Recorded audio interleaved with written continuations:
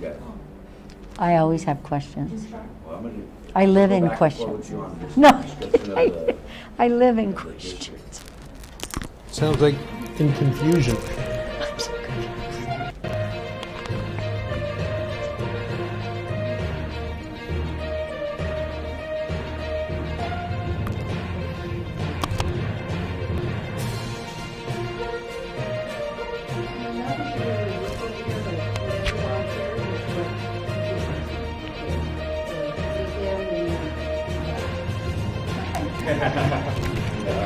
Well, they catch me drinking. Drinking on the job.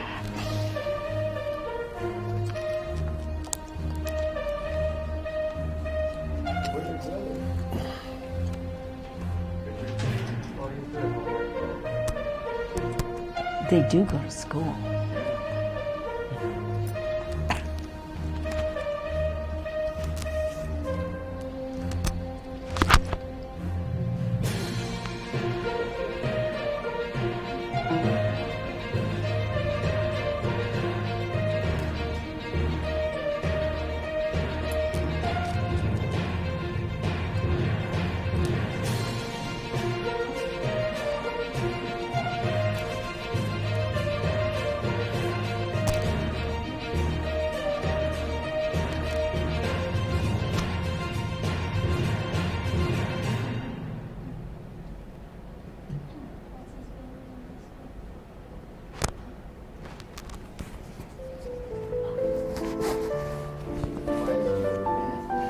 At this time, yeah. Get a little more comfortable.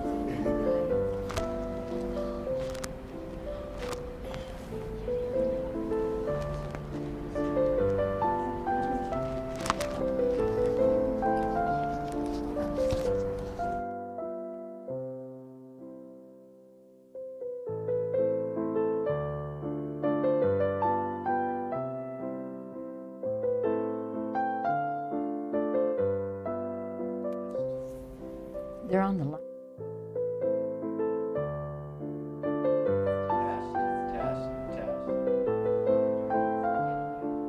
Is there a backup?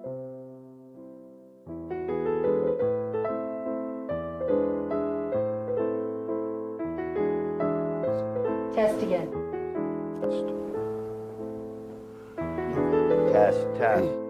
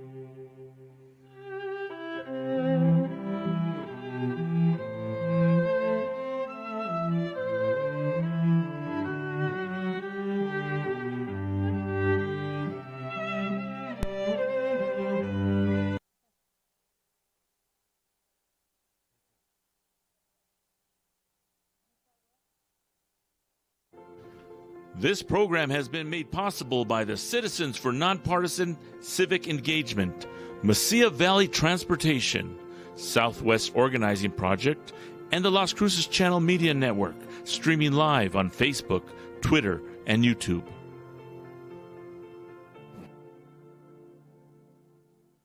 When you partner with Mesilla Valley Transportation, you can count on a group of hardworking professionals that make sure your freight is secure, handled with care, and delivered on time. We have proudly been moving America's cargo since 1982, starting with local businesses to now transporting for Fortune 500 companies. We invest in the industry's most advanced technology when it comes to dispatching, logistics, and safety. You can trust that our customers are our number one priority. Every day we drive our company to be the best, and that's why we drive for you.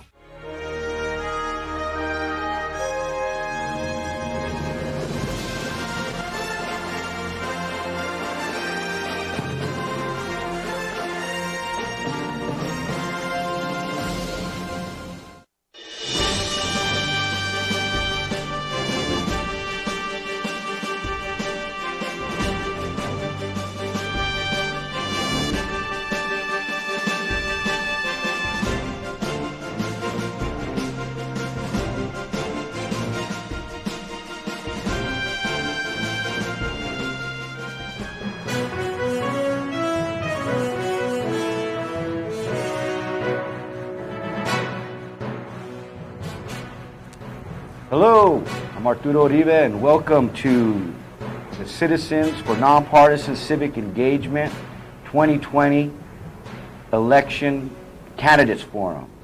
I'm here today with the candidates for District 37, Representative District 37, and with our commentators. We're live streaming this on Facebook, Twitter, and YouTube. If you feel like you want to ask a question, you're more than welcome to go on Facebook to ask the question. We're not going to ask all the questions that are coming on Facebook, but we will be taking questions off of Facebook.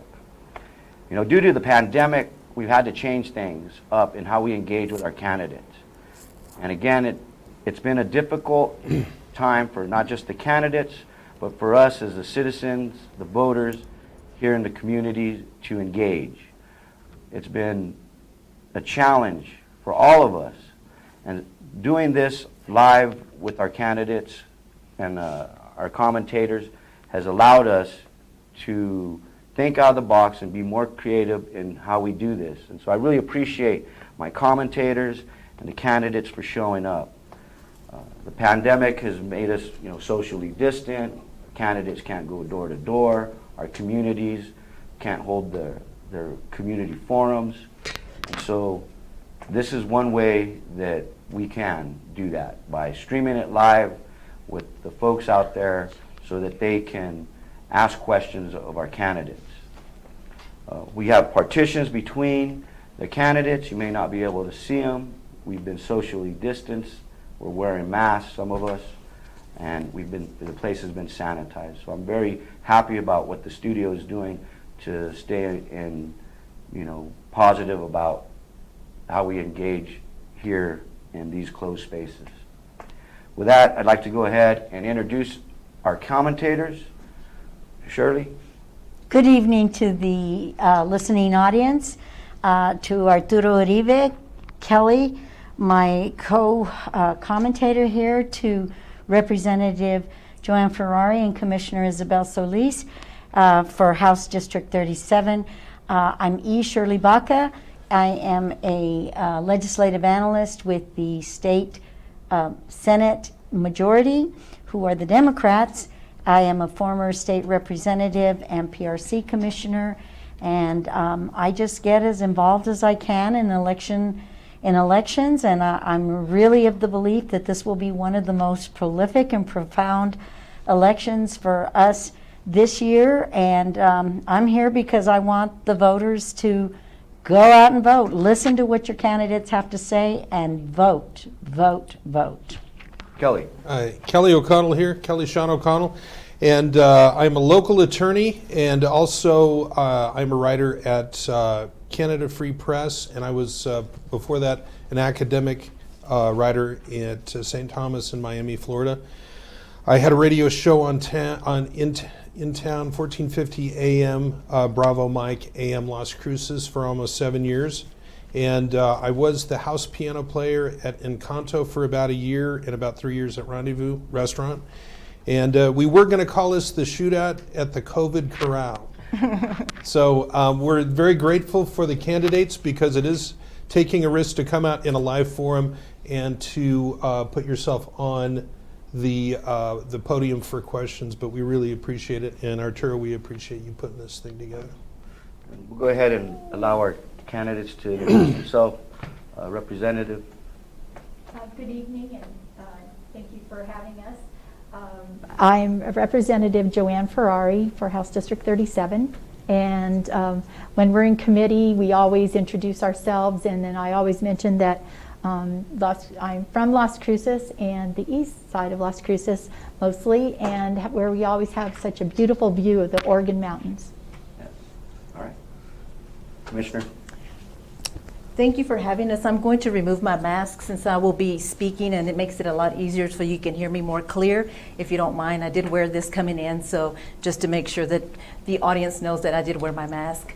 I'm Isabella Solis, and I was a former FEMA employee, worked with Hurricane Katrina, worked with the flooding in Hatch when we had those floods back in 2006.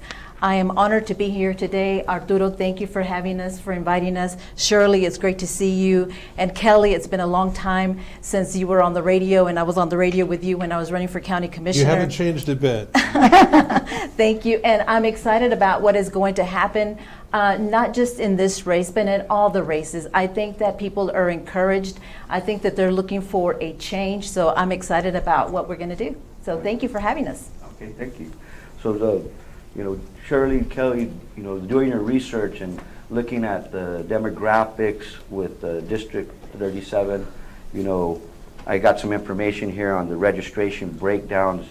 It's about 29,000 people that live in the district, and out of them, there's like a little over 10,000 registered Democrats, and about 7,600 registered Republicans, and people who either did not state or are independent. There's about a little over 6,000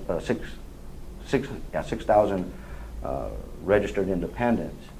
It's an interesting district. What do you think, Shirley? Well, I think it's interesting too because it represents the east side, as Representative Ferrari said, and the east side could mean Sonoma Ranch and maybe on into some of the little communities that are growing more and more. We had State Senator Bill Solis last week, and he also crosses over with some of her district. It's interesting too because in terms of the cultural breakdown, 45% are of Hispanic, and then the other 65 would be other, and you could say Anglos or African Americans or whatever, but it does encompass a certain amount, a substantial amount of Hispanics in the area. And Kelly, what did you find when you did your research? Well, I mean, it's just, I was fascinated that we tend to see the town as pretty Democratic and left-leaning, and this is a fairly fluid area, and 10,000 Democrats, almost 8,000 Republicans, but you've got this giant pot of independents, so, I mean, it could go either way. Yeah. With that, I want to go ahead and start with the questions. Kelly, go ahead. Sure. All right, I'm going to ask this of both of you, but a question that I think is important. What is the purpose, I'll ask Joanne first, what's the purpose of government in your opinion? And just a brief statement, I guess. Oh, that's an interesting question.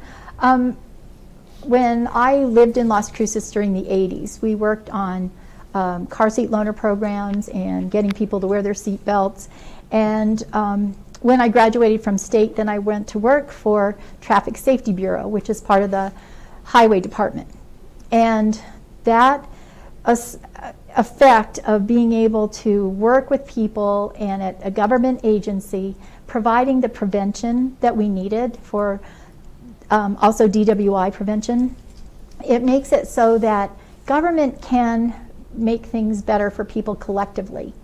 And it makes it so that you can work, and we had assessments of $75 per DWI that then made it so that we could put that money into programs.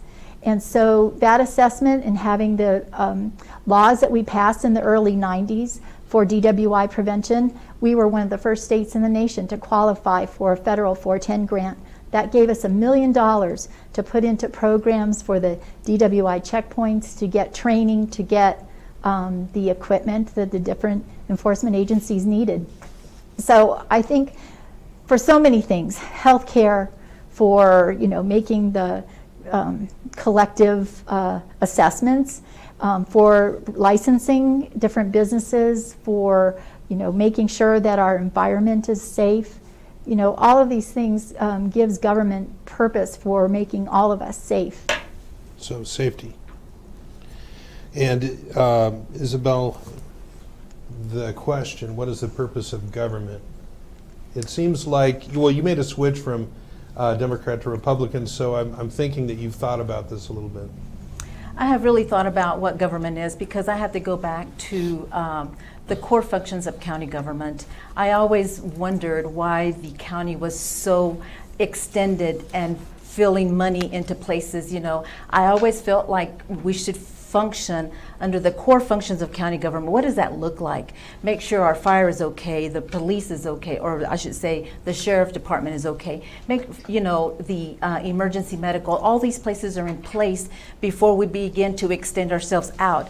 And and I guess government, in my opinion, is the responsibility, as we're talking about Santa Fe, the government, the governor, all of that, they have a responsibility to provide jobs for our community, make sure that our families are safe, and make sure that they have a place to work. And I think that that's one of the biggest responsibilities or role of a government. I think that currently today, as I look at the county, and even as the state, we are top heavy as a government. I think that we need to have a balanced government, and that's what is missing, because we want to channel everything through the government. We want the government to pay for this. We want the government to do this. There comes a time when we need to be balanced in what we are doing to be a effective community, to where people want to come to Las Cruces, to come to the state of New Mexico. I think that we need balanced government, but they do have a role and responsibility to provide for the people in our state, and those are jobs. Can I just make something clear? It Sure. wasn't just safety that I was talking about. I was just kind of summing up what I thought you were saying. Yeah. No, it also means education. It means having health care that's for everyone. It's providing a lot of things that we can do better as a state and as a nation rather than individually. Okay. All right, that's good. Thirdly? Well, in that same line of questioning, as Commissioner Solis said about one of your feelings is that you're feeling that the government has gotten too top heavy and we need to balance. How would you approach balancing the government as you serve in a government legislative function? And that's a question that I'd like for both of you to think of, because you are serving in a legislative government function, representative, and I want to know how you would like to change the top-heavy portion of the government. Well, one of the things that I would like to see happen is that our education system would probably be one of the biggest things as government. It is so government control. I would like to be able to see more school choice and those opportunities for families. Right now, we don't have those choices.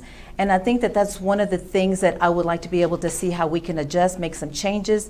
And, having school choice brings in business. It creates opportunities for people. So that would be one of the ways to just move away from just top-heavy government. There are a number of other things, but I think education is really key in our state right now.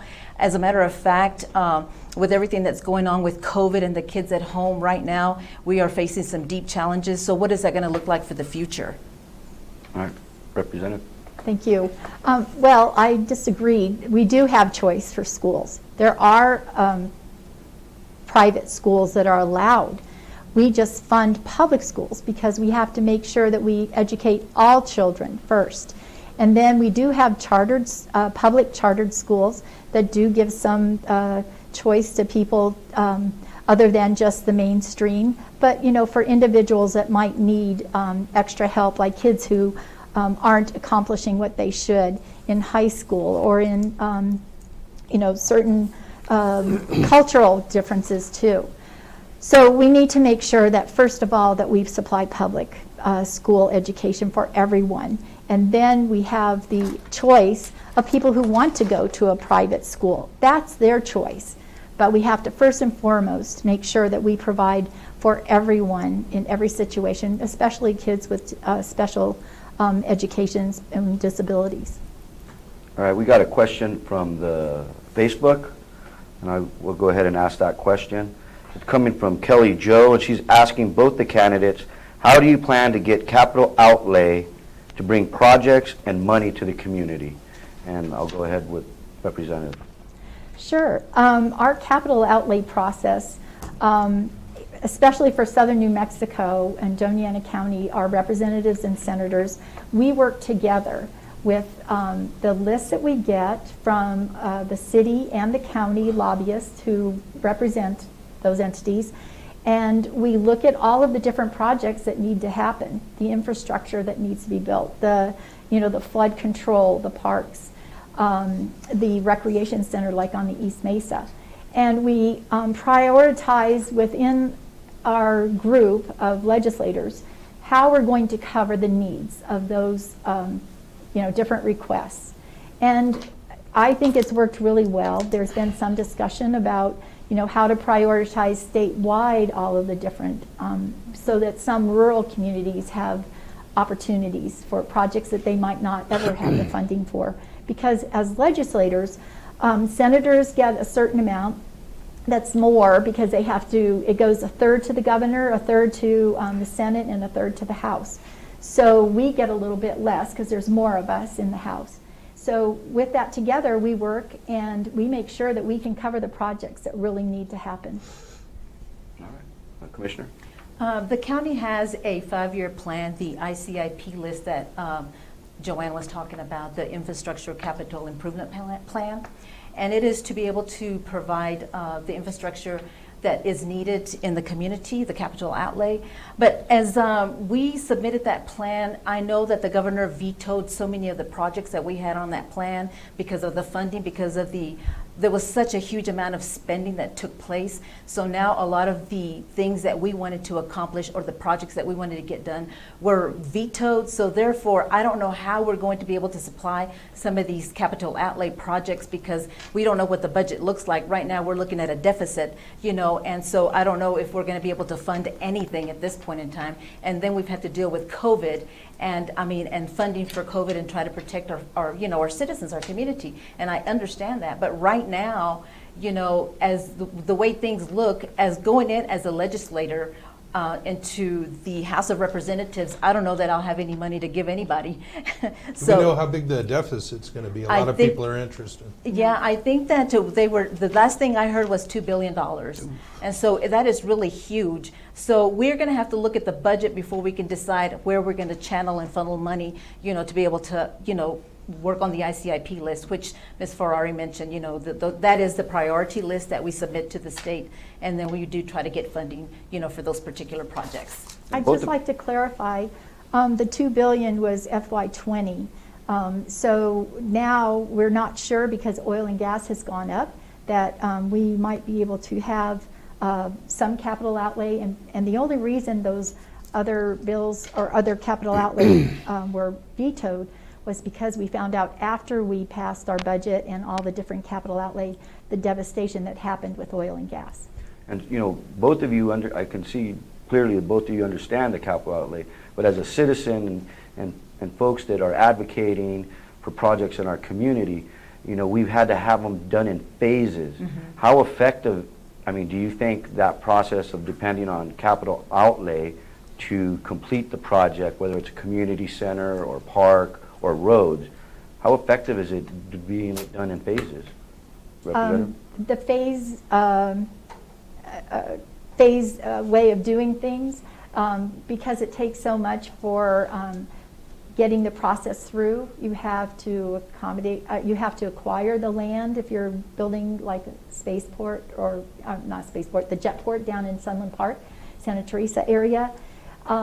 So you have to have the design after that. You have, so all of these different phases of a project can be done incrementally through different years. And the trick is to make sure that you have at least the start of a project so that it, if it has a shortfall in the budget, that we don't claw it back. So by getting a project started is really the important part. And then we can go in and add as years, as the project progresses. And that is true. Every year, we have projects, we have wish lists, and we all want this, we want parks, we want, the needs in the community, correct? Because you just got through saying we want to advocate for different projects. So in the East Mesa, we have the Dragonfly Channel, which is a flood project that we are working on. And in that flood project, we're working on it in phases. It is like an $8 million project. We will never get $8 million, in one session. That's going to take several years to be able to make that accomplishment. But we are working on those projects, and I'm excited that we are working on this project. We're already, in phase 1, and like she said, we have to have the studies. That all those takes time and it takes money. And it's not like it seems sometimes like we're neglecting the projects that people are advocating for, but really it takes time to get the money year after year, phase after phase. But we are making, I think, leaps and bounds in those areas right now. I think that just the county just coming together, realizing what are the priorities, what is more important in our community. So talking to my community out at the East Mesa, they said, Miss Solis, flooding, we need something for floods. We are always flooding. So we've been addressing those issues in the last 3 years, and I'm very excited about the projects that we have going. And so, yes, it will be in phases.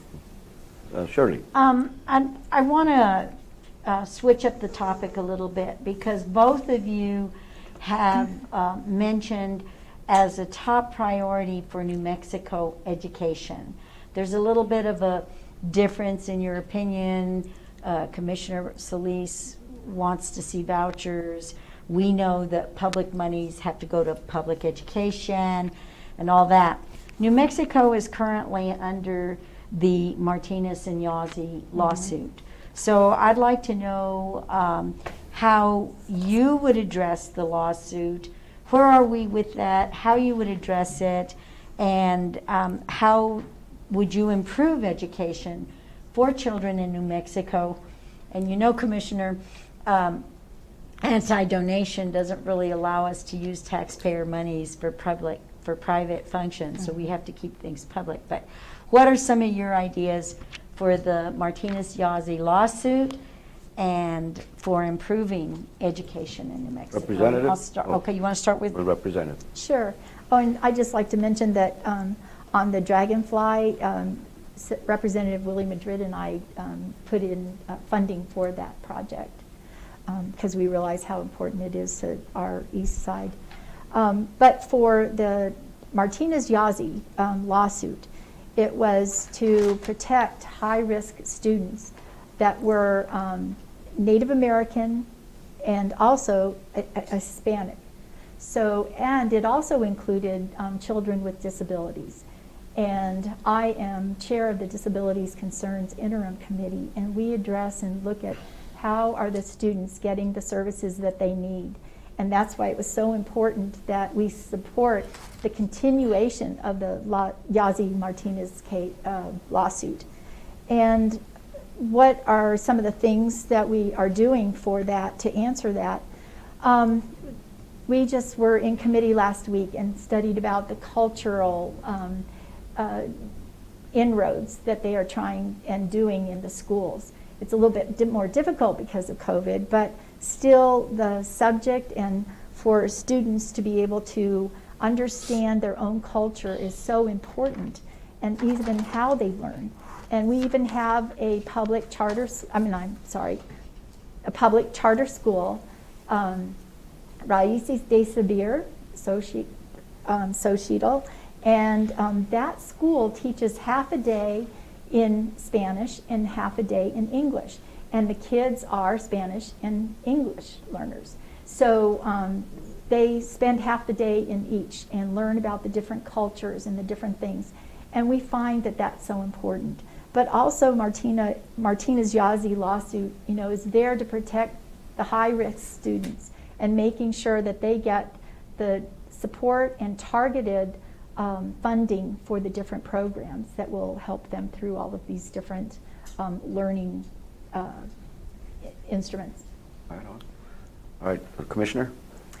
This lawsuit was filed back in 2014, and I think that it was a good thing that somebody stepped up to the plate, to the platform, to recognize that there are students that are not being taught, that they are being left behind, that they are not provided the resources that they need. There needs to be equity and access to this problem that we've had for a long time. If we think about it, even when I was running for a county commissioner in 2016, I would hear the conversation, we are last in education, we are last in education, we're number 49, we're number 50, whatever that number would be. And so we are still talking about the same thing. But we've had some senators and we've had some representatives in Santa Fe for the last 8 or 4 years, but they still haven't improved the education system. So what is the solution for this? Yes, that lawsuit, I can understand. I support their concerns and their issues in that matter. I think that it's high time that we bring this up to the light. This is where people have been suffering. And we as representatives, as commissioners, what are we doing about it? And to me, to be able to improve the education system, we have the standardized testing that is just a test, but how do we measure it? That is just a point to begin. That is not a measurement. Right now, I truly believe that we have such an inconsistency across the state of New Mexico in all the education system. We are not consistent in what we are doing. Yes, you can give teachers a pay raise, but that doesn't mean that it's changed the way you're being taught, how the children are being taught. And I know I got the yellow flag, right?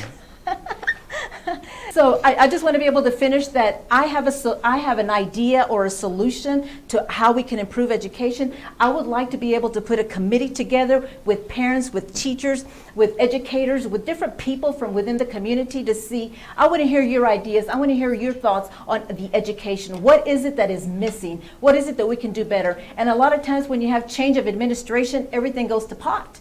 And every time you have new elected officials, things change. So anyway. All right. Thank you. I'd like to just add to that. That Martinez-Yazzie lawsuit started with the Martinez Republican administration. And they got it through before our new governor came in. And we are studying, the Legislative Education Study Committee actually brings in experts from around the world to look at best practices. And we've been doing that for the past 2 years. And we hear from the parents, we hear from the teachers who deserve to have a pay raise and to be treated as the professionals that they are. And also for them not to have to always go up into administration to get their pay raises, but to be able to have different certification levels and to be able to have funding for their own education. So we, the new administration, the Michelle Lujan Grisham administration, is addressing with her education, Dr. Kunkel, they are addressing the different things that will make a difference that we've discovered in this study committee. And it has included, one of my first bills was to reduce testing, because I went to the doors and talked to parents, even teachers, who said, this is too much for our kids, too much stress. And I got that bill passed in my first legislative session, and it was vetoed by Governor Martinez. All right. Well, thank you.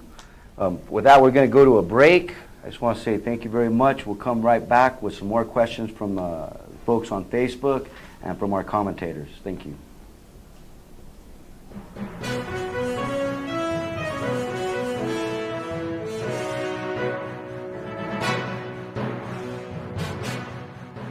When I think of MVT, I can't help but think of the finest trucking company in the U.S. They provide a driver experience like no other. From regional routes to great pay, they make it a priority to make sure you feel right at home. As a truck driver, there are several companies to choose from, but I decided to drive with MVT, where they have state-of-the-art equipment and the best trucks in the industry, so you arrive at your destination safely and in style. I truly love what I do. After all, I'm proud to be with MVT. Join the Mesilla Valley Transportation family.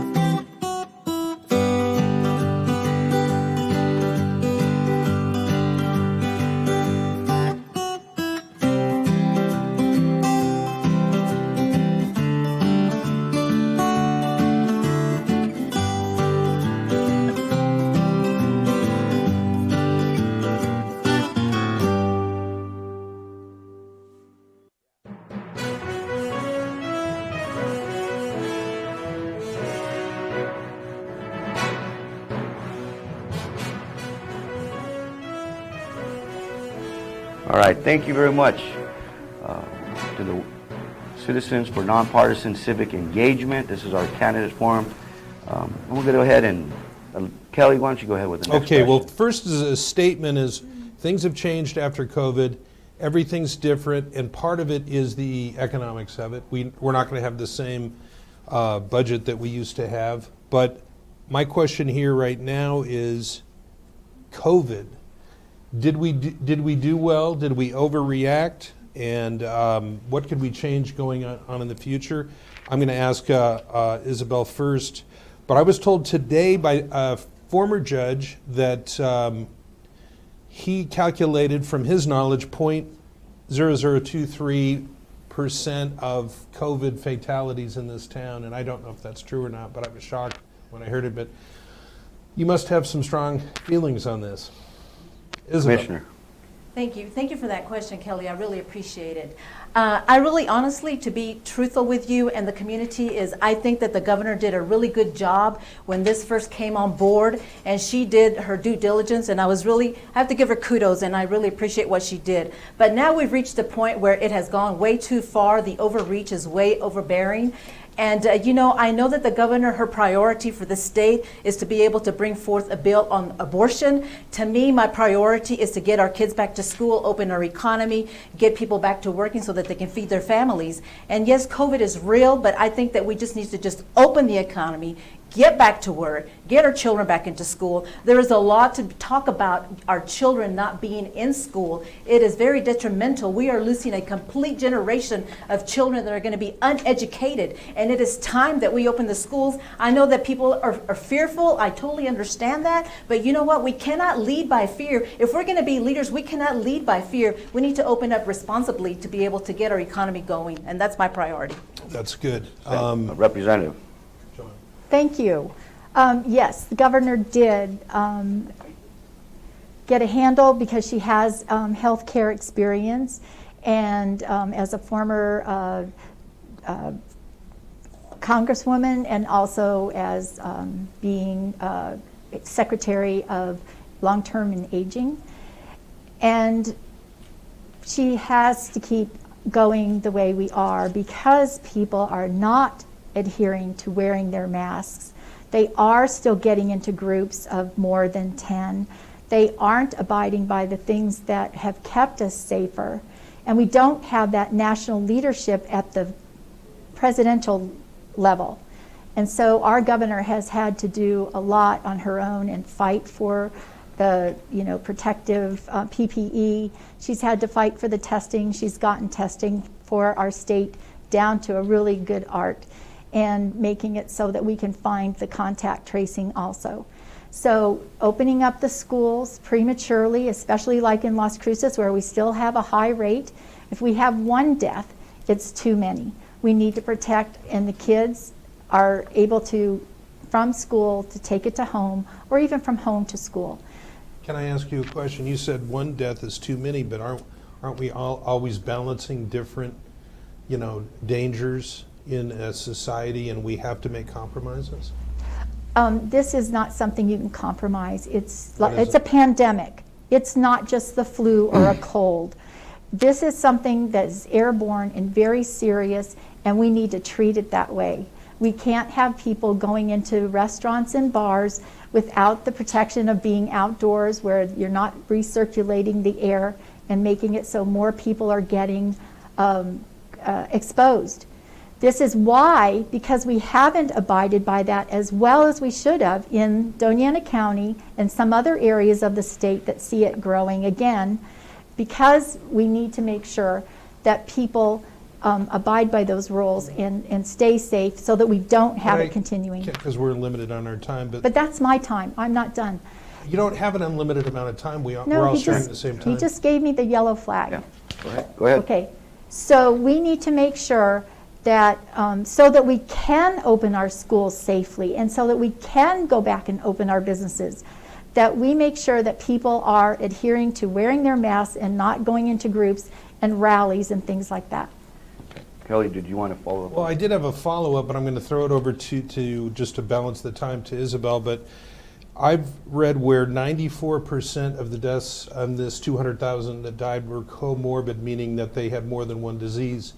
What would your understanding of that respond to Joanne's statement? And you got a minute, and we'll give you a minute. Okay, so one thing that I want to say about that is that I talked to a young lady that had a grandmother that was about to pass away. She had cancer. And so when her grandmother passed away, she got her death certificate, and the death certificate said cancer. So she said, it said COVID-19, pardon me. It said COVID-19, and she says, my grandmother did not die of COVID, she died of cancer. And so we were using COVID as a means of being able to introduce or maybe gain more money. I'm not really sure. Okay. Excuse me. I think that's ridiculous. It's underlying conditions, which could be as simple as having diabetes or having high blood pressure. That's all the underlying condition means. It doesn't mean that you're exactly more prone to dying from COVID.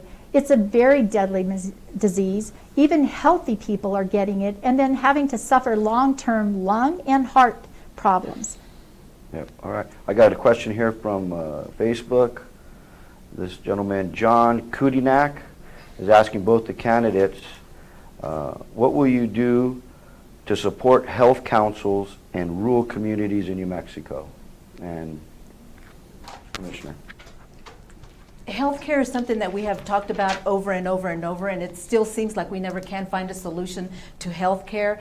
I honestly believe that we should have healthcare as a choice. I like to be able to choose where I want to go to see the doctor, what doctor I want to go see. And I think that choices are important in our community. It can't all be government funded, government controlled. I like to be able to see more health choices in our community, and even given our opportunity to our rural area communities, let them know that they have choices, that this isn't the only way you have to go. There are other opportunities. As I was growing up, you know, we had choices. My daddy became an entrepreneur because he knew we had choices. We could do something. So we have to pull ourselves up from the bootstraps and be able to say, this is okay that we have diversity in health insurance. Representative? Your question was about rural health Rural councils and I was on the health councils in rural communities. Okay. I was on a regional state rural health committee, and we devised a plan for New Mexico. We need to make sure that support health councils, which I worked with when I did the DWI planning councils. We included them in enforcement.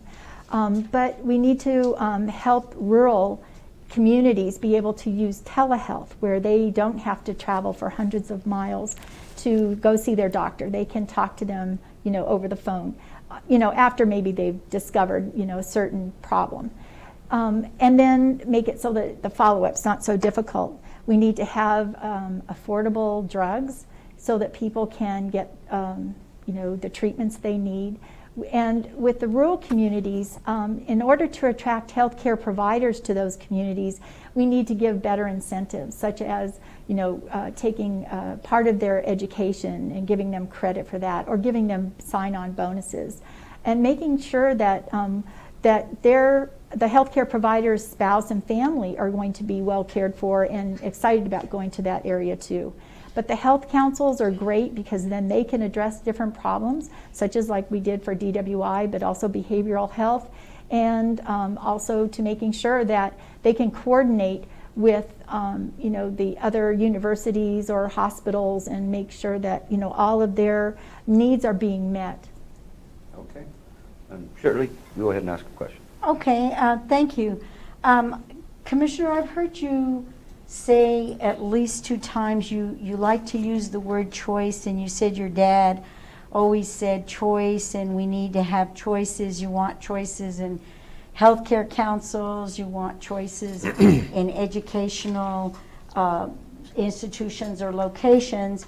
And then just a little while ago I heard you say something about that this governor is against or is in support of abortions. Well, in New Mexico, we follow a law based. I didn't say that. No, that's not true. Well, I heard something about abortion. No.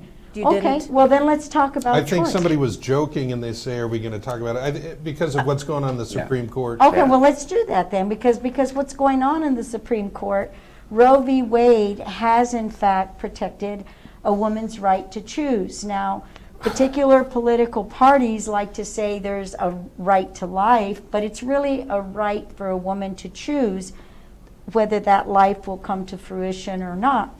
In that being the case, for both of you, and I'm glad to know that you support choices, what do you support a woman's right to choose in New Mexico, and how should we handle that?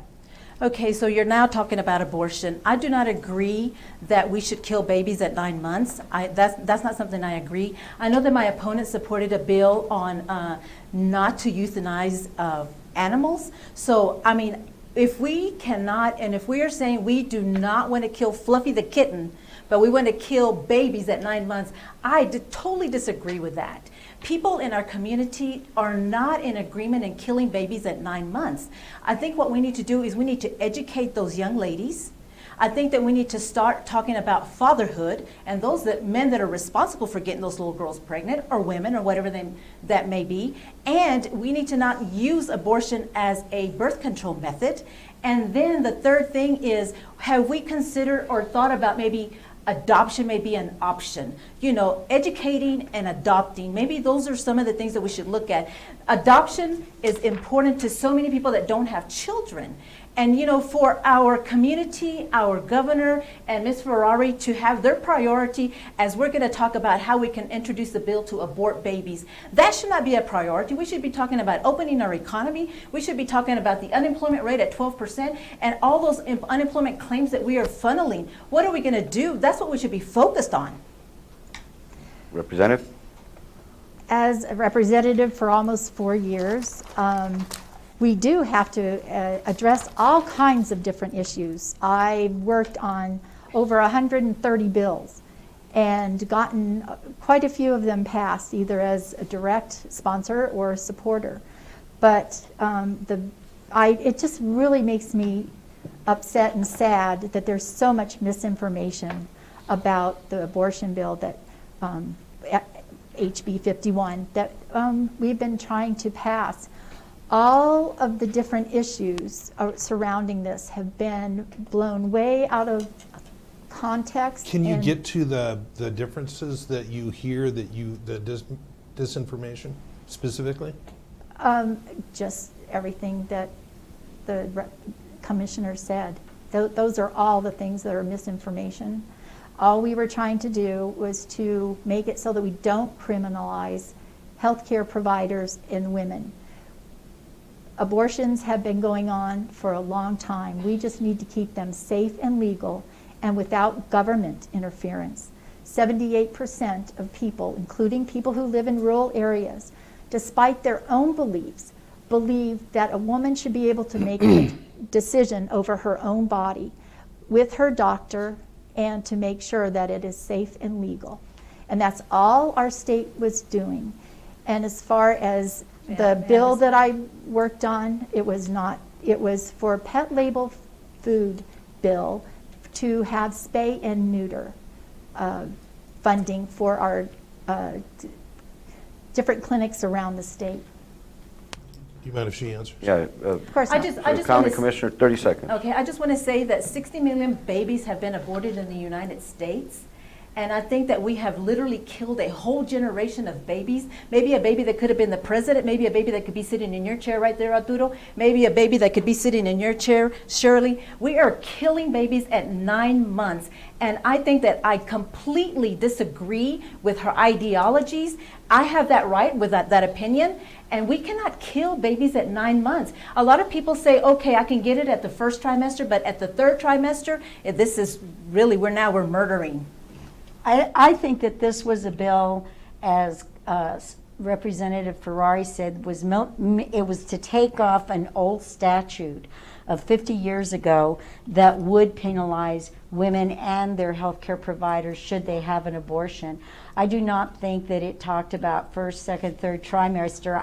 I analyzed that bill, but there was misinformation. Can I ask, because we're running out of time, when you hear 9-month abortions and that those are legal, that's clearly one of the things. What's your response? It's all misinformation, and a doctor has to take an oath, or she has to take an oath, and these are just things that are not true. We have a hard enough time having healthcare providers come to our state and stay in our state. So if we're going to be criminalizing them, putting them in jail, we're doing ourselves a big disservice. Okay, I want to change it up a little bit, and I've had many requests for this, but you know, both of you guys are elected officials. I mean, you're currently our county commissioner, you're our representative. You guys both, know a lot. But I want to, is there something like representative, you're running again to be our representative, and you're running, you ran already a couple of times you're a county commissioner, but you ran for mayor and you ran for the Senate, I believe. No. Or no, what was it? Mayor and... This is it? And this one right here. But is there any kind of question that you guys want to ask of each other? I do. Okay. I want to read this article really quick. It is looking into nursing homes. On July 12, Democrat State Representative Joanne Ferrary, a candidate for re-election, published a self-serving column entitled, "Good Leaders Adopt Guidelines That Save Lives." She portrayed herself as a member of the House Health and Human Services Committee that is battling every day and constantly looking into innovative ways to increase public health and safety. The article praised great leaders such as the Democrat governor and her cabinet and mentioned virus mask mandate. I feel compelled to point that I repeatedly called Ferrari to remind her or to ask her to call in regards to nursing home residents.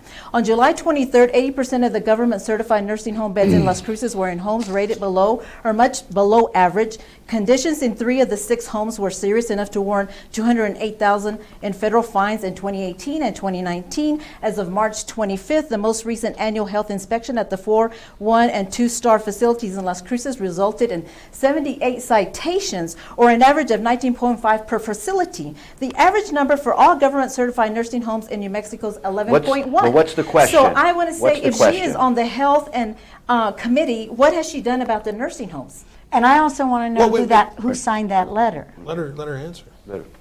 Who is that letter from, please? I remember the article. Yes, it was in the newspaper. It was dated August 2nd, 2020 in the Las Cruces Sun News.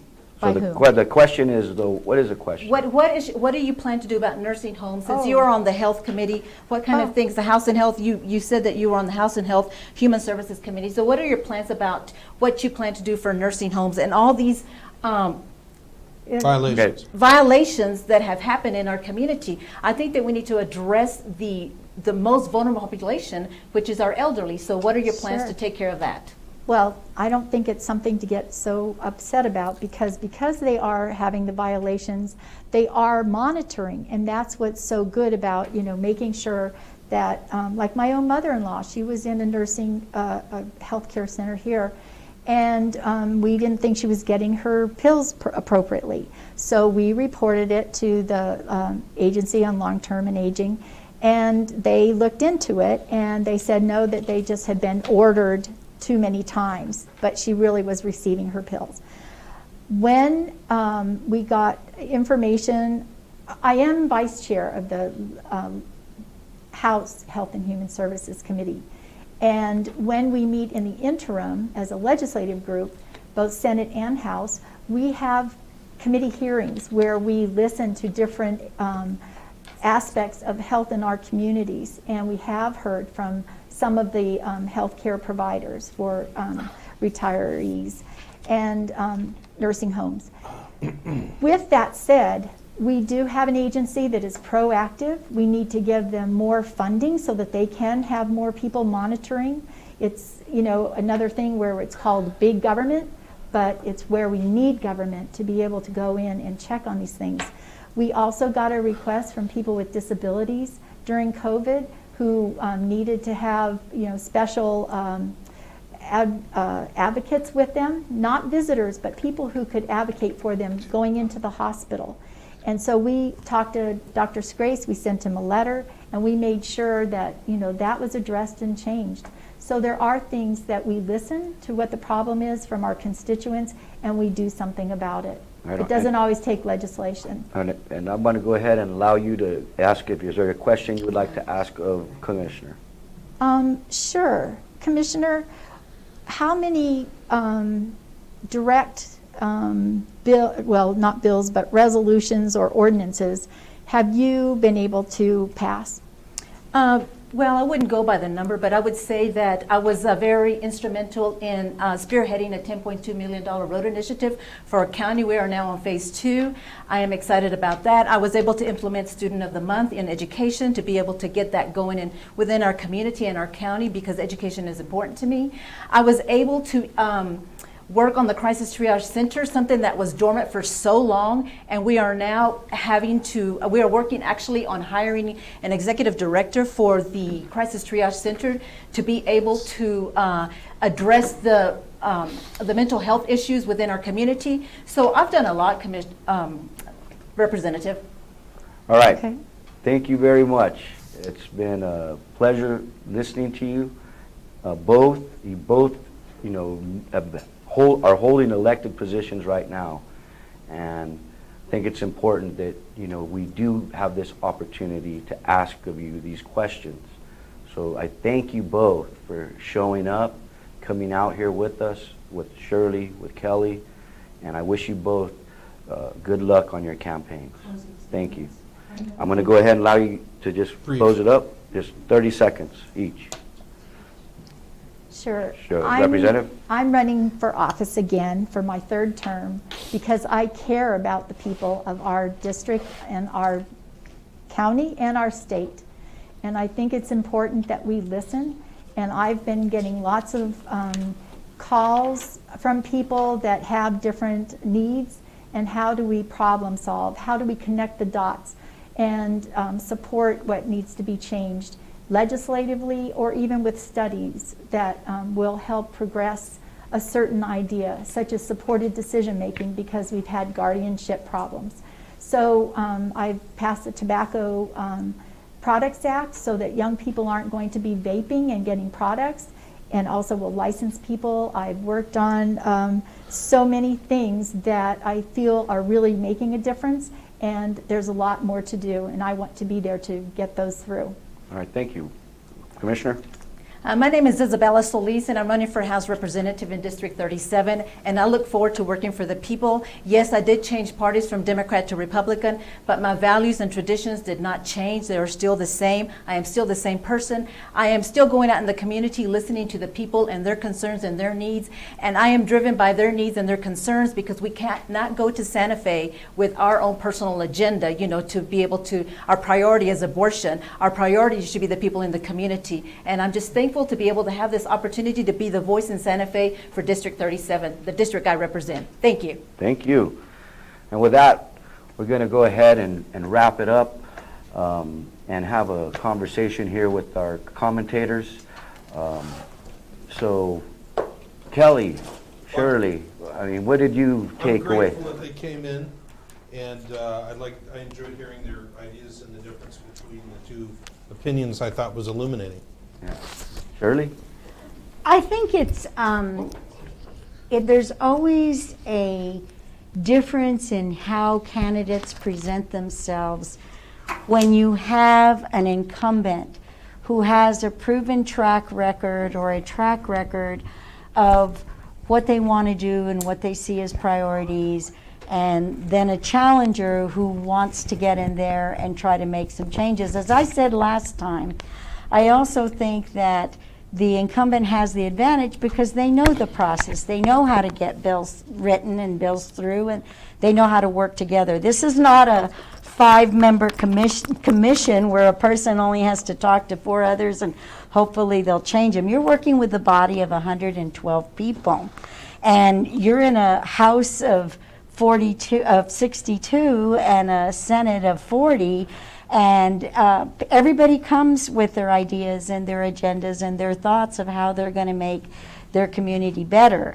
I think we have 2 women who are very well accomplished in what they do. One in the commission and knows exactly what a county does, and one in the House of Representatives, and she knows what they do there, and she's got her agenda for the future too. So I think it was a spirited conversation. I think it was also very online with their political parties thinking. And so when you have that, I think you get a lot of the same type of philosophies from what their parties. Kelly, there was a moment there where you shared, like, kind of what Shirley was saying, like, that you felt. Well, tell me what you were saying. But what? About when we took a break, there was a moment where you all right, called so me I over. felt frustrated that I felt like the candidates were kind of taking the questions, and it was like Chinese plates. They were keeping it in the air, and I was getting frustrated.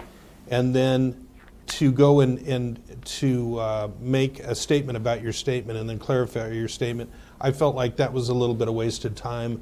And I did like the fact that Isabella took some chances and really jumped on some controversial issues, challenged Ferrary, and Ferrari did have her challenges back, but I was very frustrated in the first half, and I just wanted to pull the plug on what seemed like rope-a-dope, or felt like treading water. Yeah. How do you feel that we could do better for that?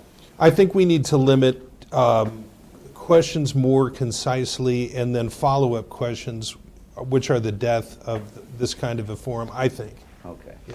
And yet at the same time, I thought that was one of the things we discussed at the very beginning when all the commentators were together, that one of the interests that would be added to a forum would be if they could contradict what the other person said or defend themselves and what the other person said. But didn't you notice that there seemed to be a certain point when we were talking about capital outlays, and the whole time I'm thinking our budget has just been shattered. And we have no idea where it is. And I know when Isabel said we're going to have a budget of so many million, it's like, you have no clue. Gas and oil is going up, and plus businesses have gone down. We have no clue what the budget is. And I felt like that's why I brought up when I said, we got to remember it's a brand new day, it's a sea change. We've got to be realistic. We can't talk about capital outlays like we did for 20 minutes as if nothing has changed, because that's not realistic.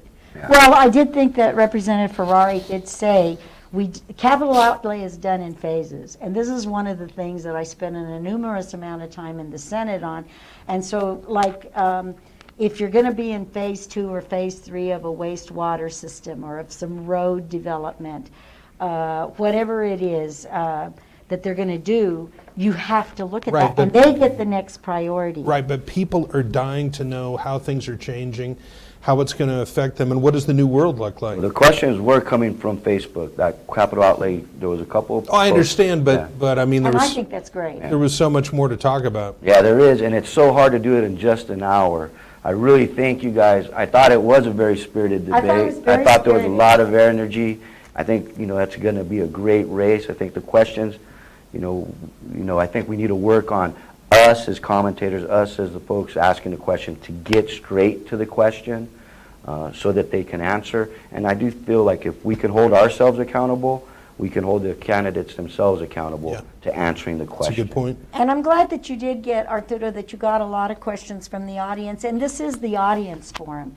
So it's easy for us talking heads to come in with our questions. We're pre-prepared. We know, both of us probably know a lot about the electoral process and what's going on in politics in our area and in New Mexico. But it's the voters forum. And so when you're asking the questions that they're bringing in, I'm saying, right on. They're listening, they're watching, they're asking. Yep. That's what it's about. This is for you. What we're doing is trying to make a space, during this pandemic where we can engage with the candidates, and, social distancing can't come to the door, holding or hosting community forums. So this is our space. So I really do appreciate the questions that came in off of Facebook. I wish we could take more. There was others that we couldn't, but in an hour's time, that's all we have. But thank you. I want to thank our sponsors, Mesilla Valley Transportation, Southwest Organizing Project, and the Las Cruces channel. And remember, live to vote, vote to live, and you guys have a good night. Thank you.